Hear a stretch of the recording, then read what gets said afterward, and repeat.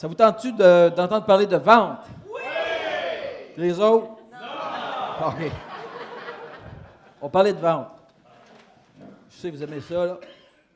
On va commencer par qui c'est ce personnage-là? C'est un zoologiste, Kevin Richardson. Lui, qu'est-ce qu'il fait? Il rentre dans la brousse, il cherche des lions. Quand il en trouve, il se met chum avec, puis il joue avec comme si c'était des lions, des chatons. Bravo. Je vous dis, là, allez voir ça, c'est impressionnant. OK? Elle a fait la même chose avec des gorilles. Quand je dis ça, les gens, il y a des gorilles de moi. OK. Hey, ils ont fait un film sur Dian Fossey, c'est vraiment impressionnant. Le point que je veux faire, c'est que ces deux-là, ils ont prouvé quelque chose. Quand tu comprends vraiment bien le comportement animal, tu peux être en harmonie même avec des animaux ultra dangereux. OK? C'est le point que je voulais faire.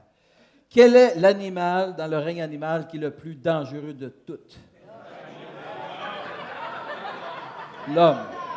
Les vendeurs. J'aime ça. Les vendeurs. Je vais défaire cette réputation des vendeurs. C'est mon but aujourd'hui en passant, OK? Bien, c'est vrai. L'homme, c'est un animal brutal, mais il y en a un qui est particulier, c'est ça que je vais vous parler aujourd'hui. Puis, si tu comprends le comportement de cet animal-là, tu vas avoir du plaisir. Tu vas te mettre chum avec, c'est le consommateur. C'est un drôle d'animal. OK? Je vais vous montrer comment il pense, parce que quand tu sais comment il pense cet animal-là, tu es en contrôle. Si tu ne sais pas comment il pense l'animal, tu es en danger. C'est pour ça qu'il y en a qui stressent avec la vente. Pas vous autres, mais j'en connais. OK? Bon, mon Power Flip Chart. Non, mais chez la vieille école, j'avais comme une pierre avec un marteau, là, comme ça. J'ai évolué, je m'en vais vraiment vers le Power Flip. Oui, c'est ça.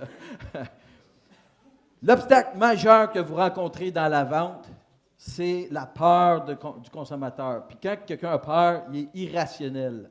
Je vais donner un exemple comment ça marche. Quand quelqu'un se fait mordre par un chien, okay, à partir de cet incident-là, il associe tous les chiens à ce chien-là, puis il pense que tous les chiens sont dangereux. A égale A égale A égale A. Alors, quand quelqu'un est irrationnel, il a peur de quelque chose. Un paranoïaque, c'est quelqu'un qui a peur de tout le monde. Il pense que tout le monde veut avoir sa peau. Exemple, moi, je n'ai pas peur que tout le monde veut avoir ma peau. Il y en a juste une coupe. Je ne suis pas paranoïaque, OK? Alors, l'idée là-dedans, c'est vrai qu'il y en a. Fait que, quand quelqu'un associe comme ça, il est plus rationnel. Alors, si tu essaies de vendre à quelqu'un qui n'est pas rationnel, tu vas avoir bien de la misère. C'est pour ça qu'il y en a qui mettent de la pression. Puis on va voir qu'aujourd'hui, ce n'est pas la pression que ça prend. Je vais vous montrer ce que ça prend pour se débarrasser de cette peur-là du consommateur.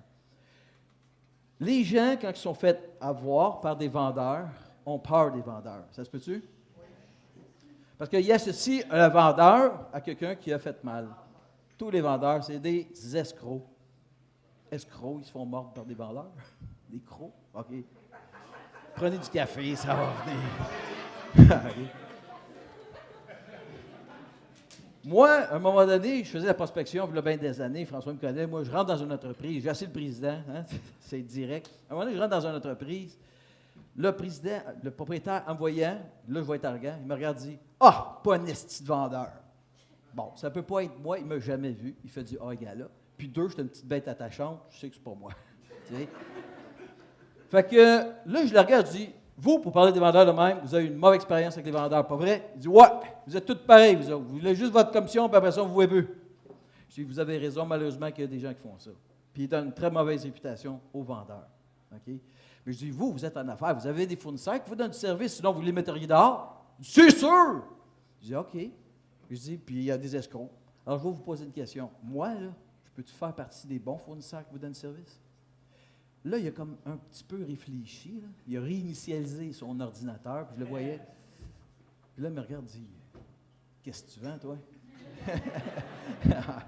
J'ai réinitialisé son ordinateur. Il a commencé à être rationnel par rapport au vendeur.